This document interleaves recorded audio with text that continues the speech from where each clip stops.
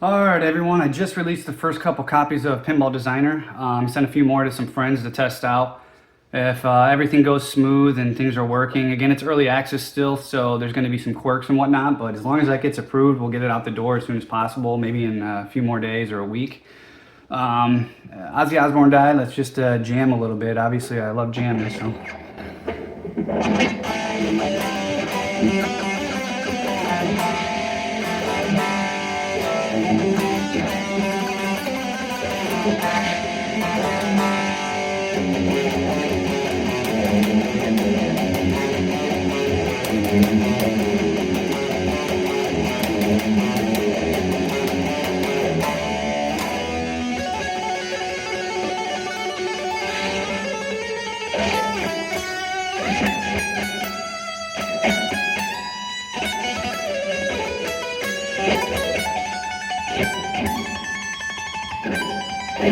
Something like that. Anyway, let's just go down the list real quick here. I put in a bunch of updates for Pinball Designer. I fixed a couple lighting issues. Some of the flippers had like really weird normals and bad lighting. Also fixed kind of the general ambient lighting in there, so it looks a little bit more brighter, and aluminum looks a little bit more like aluminum now. Or in the steel and all that, stainless steel and whatnot. I added in some physics for those ball gates. I posted an update about the one-way ball gates. I got those in from Pinball Designer in my last parts purchase, scanned them in, and now they're actually working in the game with physical ball hitting them. I've decided as well to sell the CNC data for playfields. I just, I talked about this before, right? I can sell the CNC data to people across the world, and they can print their own playfields with whatever machines, if they have one, or a local shop. Yeah, I had some people that said they were gonna maybe like try and use multiple people say they wanted to use my software to come out with like affordable pinball machines or do a product launch of 10 or 100 games, this and that. And since kind of the whole software needs to still run on my circuit boards, and I'm gonna limit those to like one every 6 months or something like that, then I think that kind of limits that, because that's the really powerful thing. Like cutting out playfields, like, yeah, I mean, it's, you could in theory do it. It'll be in my end user license agreement that you can't make them and sell them. And I also have the CNC data. So, to get the data for cutting your playfield, you have to actually request it from me. I have a master copy of the software that has that feature enabled. That way I can track who's making playfields and where they're going and stuff. But so about $100, you get the CNC data. So you place all your stuff, and then you can just go cut it. It's a little bit easier for me. I'd rather just collect a check and be done with it. I want to get focused on manufacturing and selling my games. So again, some people had asked about that, but yes, you can use Pinball Designer, design your layout, and then you request the data, pay for it, and we'll give it to you if you want to cut your own playfield. Some other things just random to talk about. JJP actually patented a technology for scanning for player difficulty. So when you walk up to a machine, you're supposed to hold this QR code like in your wallet or something that can change the game to be beginner, intermediate, or whatever, like hard difficulty. You guys have done like an industry first where you get 3 little barcodes that you can scan. Yes. So if all 3 of us are playing a game, the barcodes have easy, medium, and hard, right? And Yes. then that adjusts the rules per player. Correct. Which is, I thought was a really cool thing. This is an industry first. I don't understand this. So we've trademarked and are applying for patent on something called the Game Changer. And the Game Changer allows people of different skill levels to play a multiplayer game, but the rules are adjusted per player. A handicap system. It's kind of weird because now you're supposed to carry around a QR code all the time. It's also a really horrible idea. I don't know why pinball is like really tough on just user design and user experience. So my expectations when I play any video game that I've played in the last 30 years of my life, you would boot the game, and then as soon as you boot it, you get to choose your difficulty or game mode or whatever.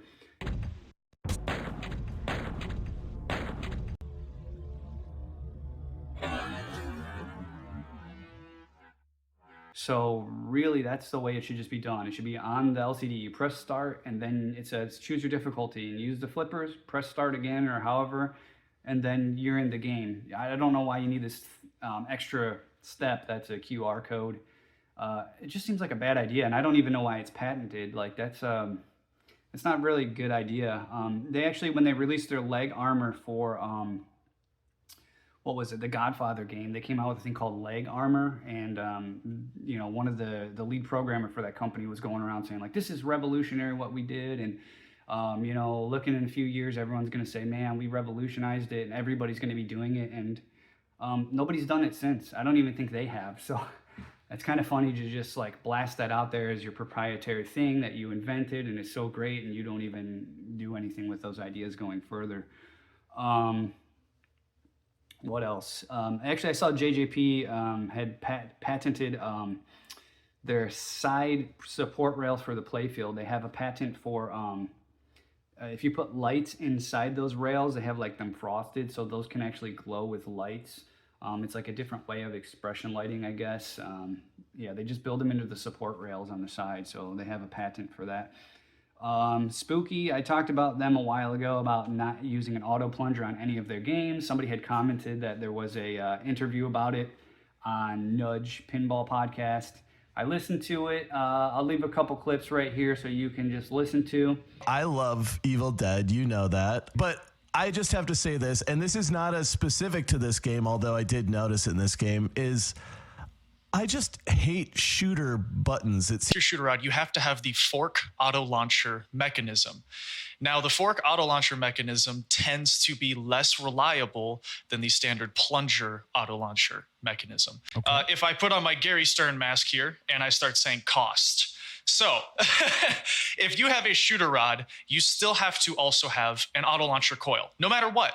You have to pay to have that coil there. So now I have the same cost in kicking the ball out in the first place, and I have to pay for the shooter rod to go there as well. Yeah, so anyway, so what he's talking about there is, yeah, they do have a lot of issues with auto plunges across all games, all companies. They're kind of all using the same mech, though. I don't know why, you know, Spooky has a means, if they really wanted to and cared about, they could probably build their own. I mean, not probably, they should be able to build their own auto plunger. I talked about in another video how I've designed my own, and it's kind of based off a guy at a Maker Faire that he kind of had an idea with the lever arm was a little bit different. My original design was completely different as well. So there's you can play around a little bit and do different things, but again, it's up to them if they don't deem it necessary or whatever. But it just seemed like he cut it as a gameplay feature simply because they don't work. And you're just like, yeah, this doesn't work, so I'm going to throw it away. That's like saying, like, I got a $100 guitar from Guitar Center and it sucks and I can't play it, so I'm going to quit playing guitar. Like, I mean, you could go out and buy a better guitar and have a better experience. So I don't know.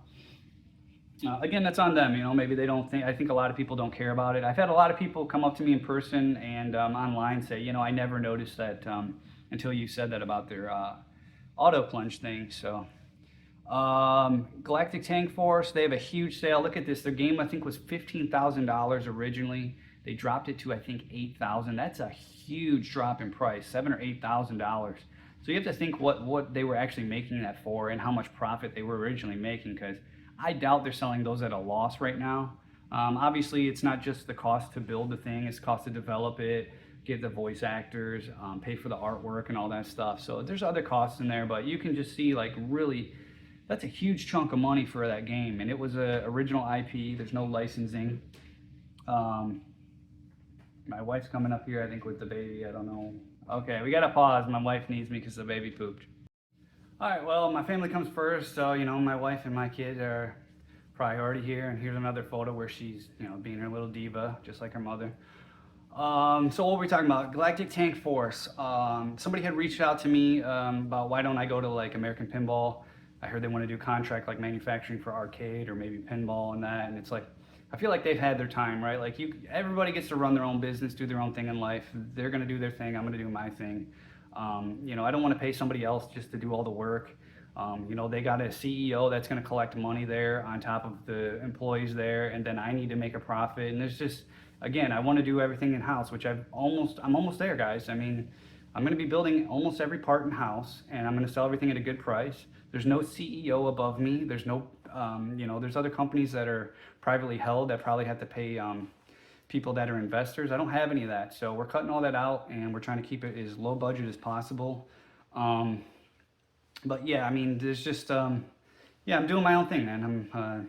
You got to let all the other pinball companies do their thing, and I'm going to do mine. We'll see where we get. I want to be an alternative to what's out there.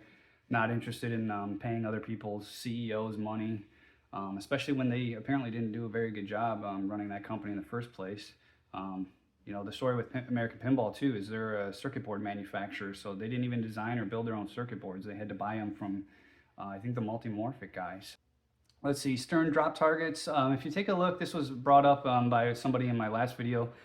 You have these 3-bank drop targets, and I was asking about the angle of the bracket being bent. And it's interesting because if you go back and look at stern, like on my Foo Fighters, I don't think it's bent at all, and you can actually see the drop targets are different. They have an angle built into it. It's for the rebound, right? So we want the drop targets angled down at the front face. The normal is going to be pointing down, so when it hits it, it rebounds and bounces down towards the playfield instead of airballing. And the drop target from Pinball Life fixes this by having straight drop targets, but they're rotated like 6 degrees. And well, maybe more than 6 degrees, but what Stern does is their bracket is straight up, but their actual drop target plastic is bent to face down at the playfield. So it's just interesting to look at these things and I don't know, just to learn and see different things. Just an interesting thing, I don't know why I have this written down, but talking about Haggis Pinball, right? They went under. I saw a bunch of stuff I felt like they were doing wrong. They got a warehouse that was really big right away after game number 1. You're starting to spend all this money on that before you have really a company up and running. And you see they either ran out of money or they had missteps in their research and development. So once their product went out, it had some issues and then they just collapsed, right? The story here, right, is I had heard that basically they used Mission Pinball Framework to program their game. And within that, they had an object for like a digit score reel, right? So we're talking about the Fathom game. So you have you don't have an LCD screen on the Fathom game. You have the old school segmented displays. And when you create that object, right, it's connected as a driver to go to this hardware and tell it to update that display so you can actually see the segmented LEDs, right? This isn't a computer. It's a different kind of system, old school. So what happened is every time somebody got a score on their game, they were constructing a new like C or C++ or Python object, whatever. They're creating a new object in memory. So they have one score reel, and then you hit a spinner. The first time it's spinning and looping around, it creates another object. So it has now 2 displays, comes around and hits a switch and in, has 3 displays, 4 displays, 5 displays. That's just on one spinner. So now you have all these virtualized objects that have to, I don't know what they're doing behind the scenes. I don't know if they're calculating every individual segment themselves, or they're just calculating the score and sending the number across some like USB bus or something. But you know, as you're playing a game, you're gonna get thousands or 100,000 of these objects created, all just to go down to the hardware and update one segmented score display. So yeah, because I had asked somebody about that, and I read a lot of the pinball stuff, and I heard that the Fathom games would just like freeze up. You know, they just stop working. That was pretty much it. If it's running in Python, it's going to be horribly slow, and you're creating all these objects all the time, and who knows what work they're doing. So you just got infinite amounts of work potential to just stall your entire CPU. Next on the list, I talked about the side rails from JJP, the patent. Let's see. I fixed something in my physics simulation actually recently. So I updated the physics a little bit on the flippers, but also when you're doing, I'm using a third-party library called Bullet Physics. It's fairly popular, but the issue here was if you're running really fast, you have to run on a fixed time step. You have to tell it like, hey, I want to run at 60 frames a second or 120 frames a second. And if your frame time is just a little bit over that, which it always is, you know, you're never going to run the exact amount of code that's going to get you like, you know, 16.33333 milliseconds. You know, you're going to have code that's doing a little bit more work up and down, a couple cycles here and there, playing audio versus not. Anyway, the moral of the story is when you're doing that update loop, the physics engine wants it at that fixed time step. So if it's going to fix it at like say 15 milliseconds and your update took 16 milliseconds, there's 1 millisecond of difference in between there that just gets thrown away, and we just kind of forget about it. So I had to keep track of that over time, of that extra millisecond, so that when it adds up to 15 again, now I'm going to do a double update loop in one frame, so that it's actually, moving the objects as they go one by one. If you understand like video game physics, if your frame rate's really low, you could have a ball here and then a wall, and then all of a sudden it's through the wall. So, instead of running 60 frames a second, I'm running like 1,000 frames a second, where we're gonna iterate and move the ball in like little tiny bits, right? And then you get the next frame, and then you hit it, and then we got to figure out all the stuff that's going on. So it's running at a really high fidelity to make sure it doesn't like ghost through objects and stuff. But anyway, that was just something that I fixed, because when I was booting the Metallica game versus going back to an original playfield that was just blank, the physics were like 100 times faster on that original one, because their timing was completely different. They weren't actually updating enough. Over a 1 second period, they're losing a bunch of different updates that they didn't get. I got a virtual pinball build that I'm working on, I posted about, so that's going to be for Free Play Florida. Again, I signed up for Free Play Florida. I got approved, I've paid for it. We're going to have a booth there. We're going to have my virtual pinball set up with Pinball Designer on there. Going through talking with people about that. Might have a sale for the software, we'll see. I'm also hoping to get the little mini, what do we call it? The mini mother flipper, what is that game? Whatever. We're going to get that mini game that I was working on, Pulp Fiction. We're going to try and bring that out to Free Play. And also I'm going to have some kind of demo that's a full-size game. We're going to start with off-the-shelf stuff. Just put it with all the Pinball Life parts. Just keep it simple, that we know like those are going to not break down for sure. But yeah, those will be running on Pinball Designer, running on my circuit boards. You'll see something happening. Finally, something that works, that doesn't break down. Maybe I'll have my own parts at that point on another machine, so I could have like 3 or 4 machines potentially, but this baby is really kicking my ass. I'm getting like, I don't know, if I get an hour a day to work on pinball, it's lucky at this point. Yesterday she went down for 2 hours during the day, and I got 2 hours to just work on stuff, package this up, and get that demo build out to some people. And lastly, just something interesting that I saw. I was watching the Lex Friedman podcast with Tim Sweeney. He's the guy that created Unreal Engine, which is like the #1 video game engine that's been used for years now. And he had a guy that worked with him he talked about. I'll leave the clip here, but he was talking about how one of the programmers there had created some kind of pinball software a long, long time ago, and he was making like $100,000 a month on this, which is crazy. So for the thing, and James Schmaltz had made Epic Pinball. Epic Pinball. Now, that wasn't a crazy game. This was one of the 2D sharer games. He made it while he was in college, and he was making like $30,000 a month from, the royalties from this game, because Wow. everybody had wanted an awesome pinball game. It's massively successful. yeah, we'll see where Pinball Designer gets, because I think there's a lot of potential there, just kind of like as a video game software for $50.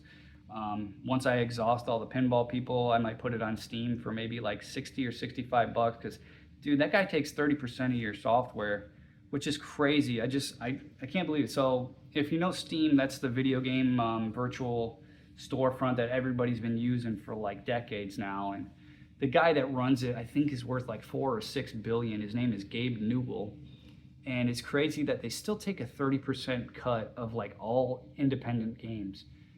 I don't know, man. That's a lot to take. If it was maybe like 10 or 15 or 20%, anyway, my whole point is just people have so much money, and then they're always asking for more. That's kind of crazy to have $4 billion and you need to take a 30% cut off of independent games and software that are launching. All right, guys. Yeah, let me know if you got any themes you're going to do. So I've heard so far that people want to do the Misfits. I've heard Pink Floyd. My friend over here said he wants to do an Ozzy themed game.